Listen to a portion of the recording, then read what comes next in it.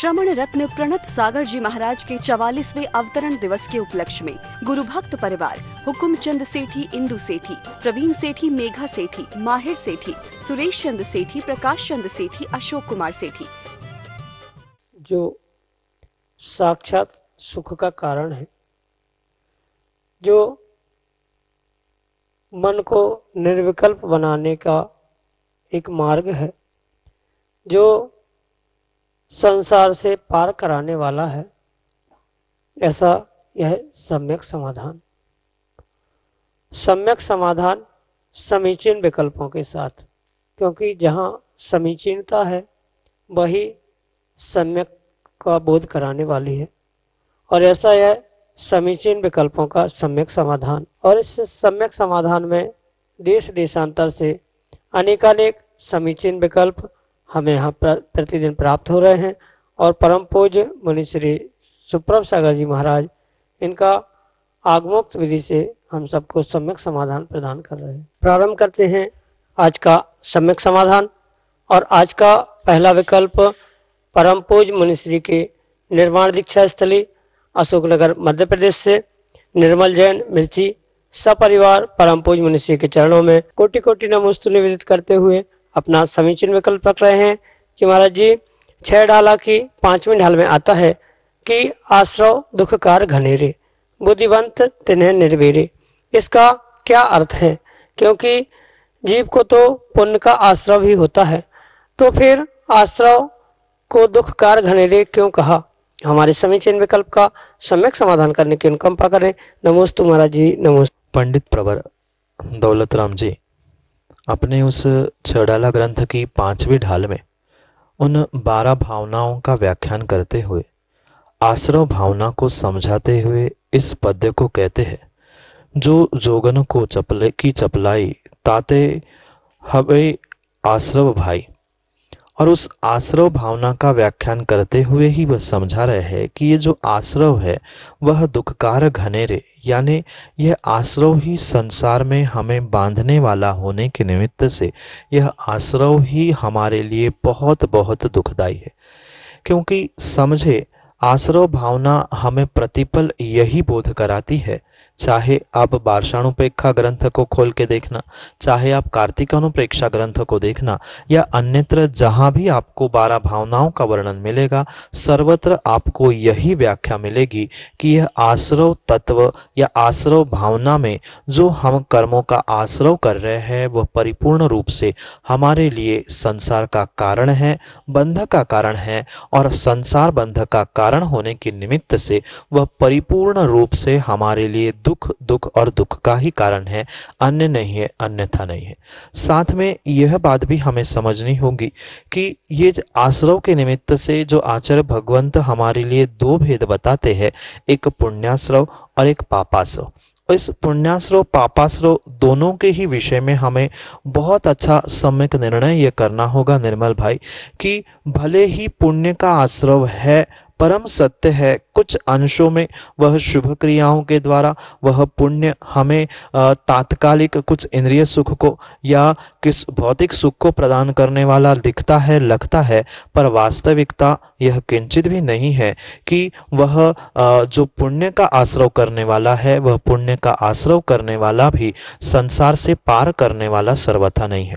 वह पुण्य का आश्रव करने वाला जो तत्व कहा गया या जिन क्रियाओं से पुण्य का आश्रव होता है, वह पुण्य का आश्रव भी हमें संसार में बांधने ही वाला है। जहाँ आश्रव है वहाँ बंध नियम से होता है।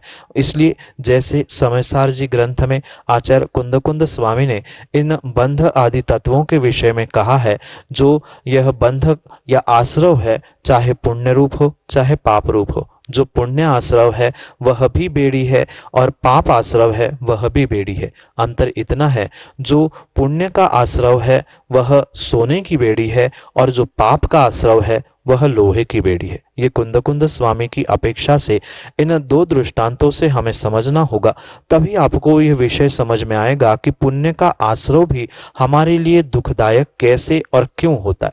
जो हमारे लिए ये पुण्य का आश्रव या पुण्य का बंध हुआ है, वह भले ही सोने की बेड़ी हो, भले ही तोते को, किसी व्यक्ति को सोने के पिंजड़े में रखा हो, खूब खीर पूड़ी भी खिलाने के लिए उसकी व्यवस्था की गई हो, पर बंध तो बंध ही हुआ करता है।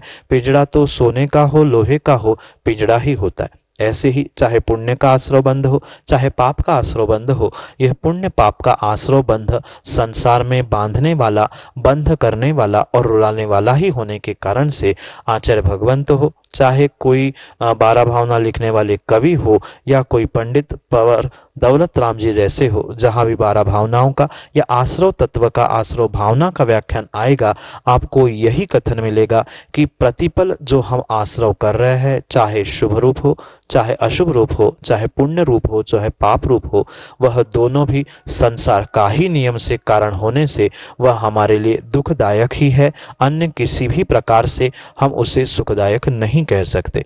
उपचार से, भौतिक रूप से, व्यवहार से आप उसे सुखदायक मानते रहना, पर पारमार्थिक दृष्टि से निश्चय न से दोनों भी कर्म का आश्रव ही है, बंध ही है, और उसके निमित्त से संसार की मुक्ति नहीं है। भले ही तीर्थंकर भगवान को उस पुण्य की सत्ता में ही केवल ज्ञान प्रकट होता है, पर जब तक पुण्य की सत्ता है तब तक भी वह निकल परमात्मा या सिद्ध परमेष्टि नहीं बन सकते। इसलिए उन्हें अर्हंत से सिद्ध बनने के लिए भी उस पुण्य द्रव्य का, यानी पुण्य कर्मों का भी, पुण्य आश्रव बंध का भी उन्हें निर्जरा करनी परम आवश्यक होती है। इस सभी अपेक्षाओं से आचार्य भगवंतों ने और कवि दौलत राम ने भी इस आश्रव भावना में उन आश्रव तत्व को, आश्रव दुखकार घनेरे ऐसा कहते हुए उस दुख का ही साधन कहा है। अन्य किसी प्रकार से उसे सुख में हम नहीं ग्रहण कर सकते।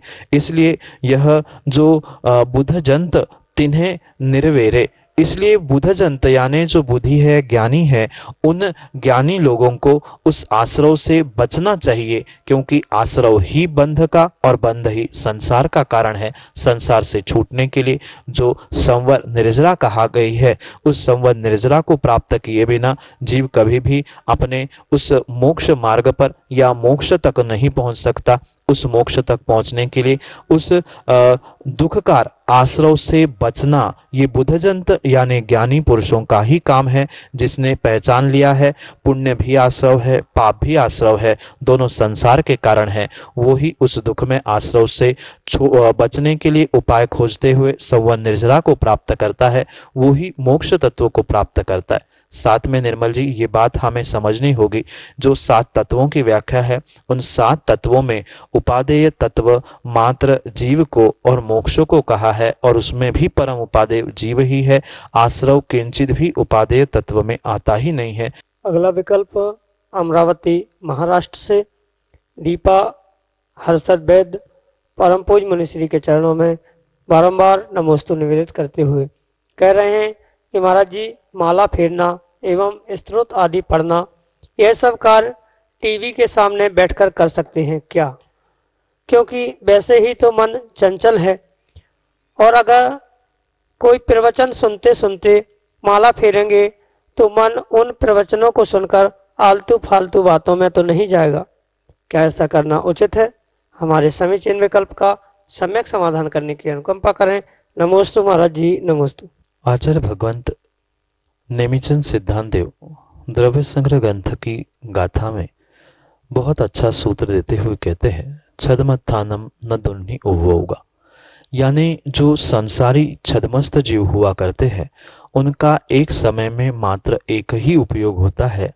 वह भले ही उसे लगता है कि मैं एक साथ 2, 4, 6 काम कर रहा हूँ, पर किंचित भी संसारी जो छदमस्त होते हैं उनका एक साथ 2 कार्य या 2 क्रियाओं को करना किंचित भी उपयोगमय या विशेषता से पूर्ण नहीं होता, क्योंकि संसारी जीव की परिणति बिल्कुल ऐसी ही होती है कि वह एक समय में बहुत मेहनत भी कर ले तो भी एक ही कार्य कर सकता है। पर समझना, समय एक बहुत छोटी काल की इकाई है। आंख की पलक झपकते में असंख्यात समय हो जाते। ऐसे उस एक समय में व्यक्ति एक ही काम करता है। ये मैं इसलिए कह रहा हूँ कि जो आपने विकल्प रखा है कि हम टीवी देखते हुए माला या आदि आदि कार्य कर सकते हैं क्या, आप लाख काम कर लेना, पर माँ ये परम सत्य समझना कि आपका एक समय में एक ही विषय में उपयोग रहेगा। ये आपके मन की व्यर्थ की भ्रांति है कि हम टीवी देखते समय, प्रवचन सुनते समय अगर माला आदि फेर रहे हैं, स्तोत्र आदि पढ़ रहे हैं तो हमारा उपयोग वहां लग रहा है। ये हमारी मन की भ्रांति है। जिस समय पर आपका मन माला फेरने में लग रहा है उस समय उस प्रवचन के अंश को या प्रवचन के शब्दों को आप सुन नहीं पा रहे हो। अगर कभी उस प्रवचन के शब्दों को सुनने में आपने अपने उपयोग को लगाया है तो उस समय उस क्षण आपका उपयोग माला फेरने में, स्तोत्र आदि पढ़ने में लग ही नहीं सकता। यह आगम के परिप्रेक्ष्य में सिद्धांत है। जब सिद्धांत की बात आती है तो सिद्धांत के आगे कोई भी किसी भी प्रकार से समझौता हो ही नहीं सकता। इसलिए हम परम सत्य को समझे कि अगर हमें वास्तव में माला ही फेरनी है तो बहुत अच्छे से शांति से हम माला फेरे, और अगर मन भी आपका ये विकल्प हो कि मन कहीं भटक रहा है तो हम प्रयास करते करते उस मन को भी सुरक्षित या मन को पुनः बांध के रख सकते हैं। पर सर्वथा एक साथ हम दो काम किंचित भी ना करें। और रही बात टीवी के सामने स्तोत्र पाठ पूजा या जाप आदि करने की, करना ही है तो टीवी की क्या आवश्यकता है। हम साक्षात मंदिर में भगवान के सामने पहुंचे, जहां उनकी वितराग छवि को निहारते निहारते हमारे परिणाम भी वितरागमयी हो, तब हम स्तोत्र का पाठ करें, या उनके सामने बैठकर जिनकी साक्षात वर्गणाओं के निमित्त से मेरे परिणाम स्थिर हो सकते हैं, ऐसा कुछ प्रयास करें जिसके द्वारा हमारे परिणाम भी स्थिर रहे और हमारा एक समय में एक ही काम हो। ऐसा कोई आगम ग्रंथों में व्याख्यान नहीं आता कि हम ये करते हुए ये नहीं करें, या ऐसा कोई विशेष व्याख्यान नहीं होता। पर परम सत्य बात समझना कि एक समय में एक ही स्थान पर जीव का उपयोग संसारी अवस्था में लग सकता है। आप अगर 2-3 काम एक साथ कर रहे हो तो ये भी समझना हम अपने ही साथ मायाचारी और छल कर रहे। दुनिया यही समझेगी आप प्रवचन सुन रहे, कोई समझेगा माला फेर रहे हैं, आप अपने आप को बहुत बड़े धर्मात्मा समझते हो। कई बार हमने सम्यक समाधान में ये जिक्र भी किया कि बहुत सारी ऐसी माताएं होती है जो वहाँ मंदिर में चलने वाले शांति धारा को भी देख रहे, यहाँ पूजा भी पढ़ रहे हैं, वही अगर प्रवचन चल रहा है तो एक कान से प्रवचन सुन रहे हैं। माँ ये आपका भ्रम है, आप एक साथ 4 काम कर ही नहीं सकते। आप स्वयं से भी मायाचारी कर रहे हो, दुनिया से भी मायाचारी कर रहे हो। जो पुण्य हमें उसके निमित्त से मिलने वाला था वह पुण्य हमें उसके निमित्त से नहीं मिल सकता। इसलिए चाहे वह टीवी के सामने चलचित्र हो, चाहे स्थिर चित्र हो, उसके सामने हमें किंचित भी पूजा पाठ विधान या स्तोत्र माला जाप आदि करने से हम जो सोच रहे हैं कि हमें बहुत सारा पुण्य प्राप्त होगा, तो ऐसा किंचित भी संभव नहीं है। रही बात उस आने वाले टीवी पर चित्र है या प्रवचन है या कहीं अभिषेक पूजा पाठ है, ये मात्र उपलक्षण से दिखाए जाने वाले चित्र है। मात्र टीवी का अभिषेक देखकर या कहीं टीवी की पूजा विधान आदि को देखकर हमें सर्वथा पुण्य की प्राप्ति हो, ऐसा भी किंचित नहीं है। अगर ऐसा होता तो इतने बड़े बड़े विशाल मंदिर, इतने बड़े बड़े भगवान, इतने सारे अनुष्ठान करने की कोई आवश्यकता ही नहीं होती, क्योंकि आगम में परिपूर्ण रूप से जो स्थापना का वर्णन किया है, पंचम काल में मात्र और मात्र तदाकार स्थापना का ही व्याख्यान प्राप्त होता है। टीवी चित्र आदि के द्वारा जो अतदाकार स्थापना की वर्तमान में पूजा आदि चल रही है, वह किंचित भी आगम के परिप्रेक्ष्य में योग्य नहीं है। इसलिए जो क्रिया एक साथ एक समय पे हमें करनी चाहिए उसका भी हम ध्यान रखें। हम भौतिकता के उस चकाचौंध में पहुंचते हुए हम ये भी निर्णय करें कि तदाकार अतदाकार स्थापना क्या होती है। चित्र चलचित्र आदि की पूजा आदि आदि करने का परिपूर्ण रूप से पंचम काल में निषेध जब है, तो हम उनको पूज्य मानकर टीवी के सामने पूजा जाप मंत्र स्तोत्र आदि कैसे कर सकते हैं। वह स्वयं में ही एक अतदाकार स्थापना रूप पंचम काल में जिसका निषेध किया है। पुनः रही बात सिद्धांत की, एक समय में एक उपयोग की, तो हम इन सभी बातों को निर्णय करते हुए ये सम्यक निर्णय अपने भीतर कर ले कि एक साथ में हम एक ही काम करें। अगर हमारे परिणाम इधर उधर होने की भावना हमें है तो साक्षात सच्चे देवशास्त्र गुरु के पास हम पहुंचे और उनकी सन्निधि को प्राप्त करके उनकी वरगणाओं के निमित्त से हम अपने परिणामों को, अपने मन को स्थिर करते हुए विशेष पुण्य का लाभ प्राप्त करें। अन्यथा मायाचारी करने का, सिद्धांतों के विपरीत काम करने का हमें नियम से दोष भी लगेगा। जितना पुण्य मिलना है उससे कई अधिक पाप का आश्रव उसके निमित्त से हम कर रहे हैं। यही आपके लिए सम्यक समाधान। अगले समीचीन विकल्प के लिए हमारे सामने है एक सार्वभौमिक व्यक्तित्व के धनी अनन्य गुरु भक्त पवन कुमार जैन मोदी, चतारा, टीकमगढ़, मध्य प्रदेश से, जो कि अपना समीचीन विकल्प परम पूज्य मुनि श्री के समक्ष रख रहे हैं। चरिया श्रोमणि 108 श्री विशुद्ध सागर जी महामुनि राज की जय। द्वय मुनि महाराज सुप्रभ सागर महाराज जी की जय। परम पूज्य प्रणत सागर जी महाराज की जय। सबसे पहले हम अपने गुरुओं और संतों के बारे में कहना चाहूँगा। इनके तप की लिस्ट सुने, इनके तप की लिस्ट सुने तो धड़कन भी रुक जाती है। हम जैसे पापी की नज़रें आदर से झुक जाती हैं। सौभाग्य है आज जतारा का, भारत में इनका नाम है।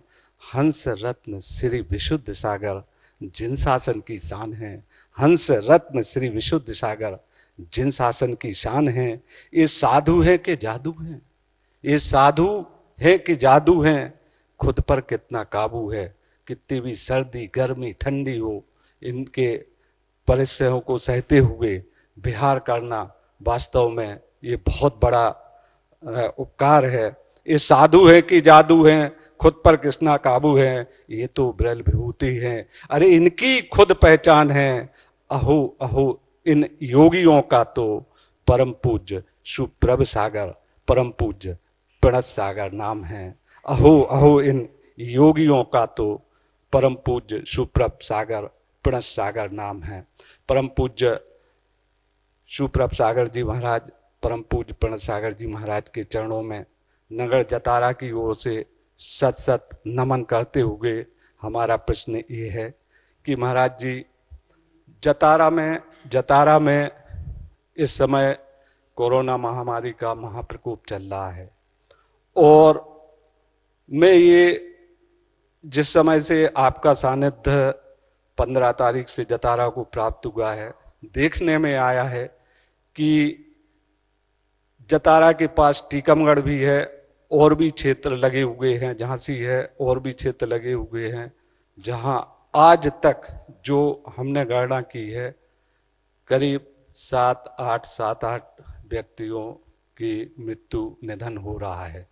लेकिन जतारा में भी बहुत केस निकल रहे हैं, पर डे आज भी करीब 20-22-23 केस हैं और जतारा में अभी तक मात्र 2-3 लोगों की ही निधन हुआ है और पूरी तरह से जतारा सुरक्षित है। गुरुदेव, मैं क्या समझूं, ये आचार्य भगवानों की साधना, आपका सानिध्य है क्या, इस पर हम सभी को अपना संक्षिप्त उद्बोधन देने की कृपा करें। पूज्य मुनि श्री सुप्रभ सागर जी महाराज। नमोस्तु महाराज। प्रत्येक जीव के साथ उसके द्रव्य, क्षेत्र, काल और भाव, इनका प्रभाव स्वयं ही पड़ा करता है। जैसे कि पवन भैया आपने वर्तमान के संक्रमण काल की सिचुएशन या परिस्थिति को बताया, ये तो परम सत्य है कि कई स्थान वर्तमान में भी ऐसे हैं। मात्र मैं जतारा का ही नहीं, अपितु आप अनुभव करना या अगर कुछ इन विषयों में आप डाटा कलेक्ट करो तो आपको ये परम सत्य डाटा मिलेगा। जहाँ जहाँ आपको वर्तमान में धरती के देवता निर्ग्रंथ तपोधन विराजमान मिलेंगे, आप वहाँ का डाटा और सामान्य अन्य स्थानों का डाटा कलेक्ट करके देखना। जहाँ धरती के देवता विराजमान होंगे वहाँ आपको नियम से स्वस्थ होने वालों की संख्या अधिक और मरने वालों की संख्या नियम से कम मिलेगी, क्योंकि ये धरती के देवता दिगंबर तपोधन के तप का और उनके सहज सरल स्वभाव का ही ये परिणमन हुआ करता है, जिसके निमित्त से यह वर्तमान के चाहे रोग बीमारी या संक्रमण है वह सहजता से दूर ही भग जाता है। जैसे कि मात्र मैंने अभी कुछ शब्दों का प्रयोग किया, द्रव्य, क्षेत्र, काल और भाव। द्रव्य का यानी जो निर्ग्रंथ मुनिराज धरती के देवता तपोधन नगर में विराजमान होते हैं, तो उनकी साधना, उनकी शरीर से या उनकी तपस्या से निकलने वाली जो पॉजिटिव एनर्जी हो, या वर्तमान में जिसे हम हमारे जैनागम की अपेक्षा से वर्गणाएं कहते हैं, वर्तमान की अपेक्षा से, विज्ञान की अपेक्षा से जिसे आप ओरा कह सकते हो, उनके निमित्त से वे सहजता से ही ये संक्रमण अपने आप दूर हो जाते। मात्र वर्तमान में ही नहीं, आप चाहे भूत में भी देख लेना, शांतिनाथ विधान की व्याख्या को आप पढ़ लेना, उसके विस्तार के कथानक को पढ़ लेना, उसमें भी यही कथानक मिलता है कि द्वै रिद्धिधारक मुनिराज मिले और मात्र उनके उपदेश से, उनके कथन से ही वह दुर्भिक्ष ठीक हो गया था। तो ये द्रव्य की यानी निर्ग्रंथ गुरु के द्रव्य की, उनके जीव द्रव्य, उनकी तपस्या, उनके त्याग आदि का इतना बड़ा प्रभाव हुआ करता है। जब वह बीमारी ही क्या, सामान्य से सामान्य जब एक व्यक्ति बहुत उदास होके पहुंचता है, कोई विकल्प लेके, टेंशन लेके पहुंचता है, और मात्र उन गुरु के दर्शन करके, प्रभु के दर्शन करते ही स्वयं शांति को प्राप्त होता था। तो यहाँ तो साक्षात जो ये कोरोना की लड़ाई चल रही है, संक्रमण का काल है, अगर जिसके पास श्रद्धा है उसने पक्के में यह कोरोना की जंग जीत ली है। और जितने भी आपने जतारा के विषय में मैंने स्वयं ने भी अनुभव किया, लगभग 12-15 दिनों में जितनों ने गुरु की आशीर्वाद को प्राप्त किया और गुरु पर श्रद्धा की है, वह बिल्कुल वेंटिलेटर से उठकर पुनः कल ही दर्शन करने के लिए पहुंचे थे। ये मात्र द्रव्य की ही नहीं, उनके भावों की भी प्रत्याशक्ति नजदीकता है। द्रव्य तो अपने में था, मुनिराज तो अपने मंदिर में, अपने स्थान में विराजमान थे, पर उनके प्रति जो श्रद्धा थी, उनका जो भाव था, उसके निमित्त से उनके हार्मोन्स बदले। क्योंकि ये विज्ञान भी वर्तमान में स्वीकार करता है कि आधी से ज्यादा बीमारी व्यक्ति की मानसिकता के कारण होती है, और जिसने श्रद्धा से, विश्वास से अपने भावों को, अपने द्रव्य, क्षेत्र, काल, इन सभी निमित्तों को बदला है, वो नियम से इस संक्रमण के काल में अपने आप को, कितनी ही जटिल बीमारी भी क्यों ना हो, अगर श्रद्धा है तो नियम से ही वह मौत के मुख से वापस आ सकता है। सब्जेक्ट टू मात्र उनकी आयु शेष होना बाकी होगी, तो ही ये बाकी सर्व बातें शेष है। ये अगर बात सिद्धांत की करणानियों की अपेक्षा से हम समझे, तो करणानियों की अपेक्षा से उनकी आयु शेष थी, साथ साथ उनका पुण्य का नियोग ऐसा था। ये बातें सब कुछ एक तरफ है ही, पर निमित्त के कथन की अपेक्षा से हमें यह भी स्वीकार करना होगा कि द्रव्य, क्षेत्र, काल, भाव आदि का प्रभाव दूसरे द्रव्यों पर अवश्य ही पड़ता है। और इसी के निमित्त से शायद आपने जैसे संख्याओं का बोध कराया है, उसके कारण से हो, जीव का विशेष पुण्य हो, जो श्रद्धा से गुरु के प्रति, देवशास्त्र गुरु के प्रति हमेशा ही जतारा समाज का जो सभी के प्रति समर्पण के भाव रहा, हो सकता है उसके कारण से हो। तो इन सभी घटकों से ही, इन सभी कारणों से ही ये कार्य सिद्ध हुआ है। और मैं तो यही कहता हूँ, ऐसी ही अगर श्रद्धा बनाई रहेंगी और ऐसा ही हमें निमित्त सदैव मिलता रहेगा, तो नियम से ये जतारा समाज ही क्या, पूरी भारत समाज क्या, पूरा देश, पूरा राष्ट्र, पूरा विश्व ही इस महामारी से जूझते हुए अपने आप को पुनः स्थापित कर सकता है, मात्र उन द्रव्य, क्षेत्र, काल, भाव के निमित्तों के साथ साथ स्वयं की श्रद्धा, स्वयं का उपादान भी वह अगर निर्मल करेगा, तो नियम से वह इस परिपूर्ण रूप से इस लड़ाई को, जंग को जीत सकता है। इसलिए वह जहाँ निर्ग्रंथ मुनिराज, आचार्य भगवंत, उनका सानिध्य, या जहाँ त्यागी वृत्ति भी विशेष रूप से देखते हैं, आप वहाँ अनुभव करना। उनके निमित्त से समाज का, और समाज के, वैसे समाज के निमित्त से पूरे नगर का ऐसा पुण्य वर्धन होता है, जिसके निमित्त से यह डेथ रेट की संख्या, या बीमारियों की संख्या सहज ही कम होती रहे। मैं तो यही बात कहूँगा कि जहाँ जहाँ नहीं अपितु उनके उन वर्गणाओं को, उनकी उस श्रद्धाओं को हम पूरे ब्रह्मांड तक पहुँचाए। जैसे कि महावीर जयंती के निमित्त से आपने जो कार्यक्रम की संयोजना की थी, आपने स्वयं ने अनुभव किया होगा कि जो शांति मंत्र, पूजा आदि आदि की जो वर्गणाएं पूरे जतारा में फैली थी, उसके निमित्त से भी हो सकता है कि जतारा के लोगों का स्वास्थ्य बहुत शीघ्र ठीक हो रहा हो, या गुरुओं का आशीर्वाद तो हमारे पास हमेशा ही रहता है और गुरु का सानिध्य में मिला। इन सभी कारणों से आपने जो ये जंग यहाँ तक जीती है, आगे भी उसको और जीतते हुए सभी बहुत शीघ्र इस कोरोना के जंग से बाहर हो जाए और हमारा पूरा देश, मात्र नगर राष्ट्र ही नहीं अपितु पूरा विश्व इस कोरोना बीमारी से, इस संक्रमण काल से शीघ्र ही मुक्त हो जाए। अगर वह जीवों ने श्रद्धा से उस शांतिनाथ विधान में जैसा विधान लिखा है वैसी क्रिया करना प्रारंभ कर ली, कम से कम श्रद्धा ही कर ली, कम से कम संक्रमण काल में हम जैसा जैसा हो सके परोक्ष प्रत्यक्ष रूप से हम देवशास्त्र गुरु की आराधना करें। नहीं पहुंच पा रहे हैं साक्षात कहीं, तो कम से कम घर में बैठे बैठे जो हमें लाभ मिल रहा है, जैसे मिल रहा है, कम से कम प्रवचन, उपदेश, उनके आदि आदि के द्वारा हम उस संक्रमण काल से इस जंग को जीते। यही आपके लिए आशीष के साथ सम्यक समाधान। जय जिन बंधु, आप हम सभी लाभ ले रहे थे बहुचर्चित कार्यक्रम सम्यक समाधान का। समीचीन विकल्पों का सम्यक समाधान YouTube चैनल सुप्रभ वाच पे प्रतिदिन शाम को 5:13 पर प्रसारित होता है। इसका प्रसारण पारस टीवी सैटेलाइट टीवी चैनल पे शाम को 4 बजे से होता है।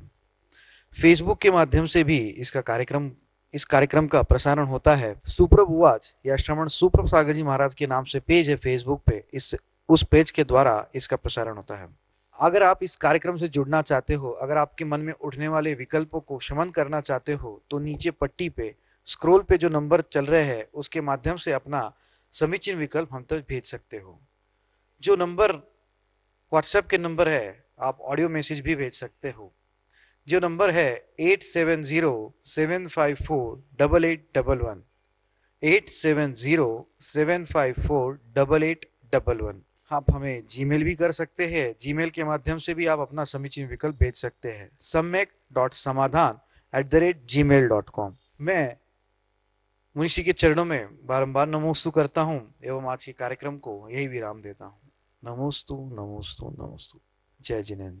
श्रमण रत्न प्रणत सागर जी महाराज के 44वें अवतरण दिवस के उपलक्ष्य में गुरु भक्त परिवार हुकुमचंद सेठी, इंदु सेठी, प्रवीण सेठी, मेघा सेठी, माहिर सेठी, सुरेश चंद सेठी, प्रकाश चंद सेठी, अशोक कुमार सेठी, नागपुर।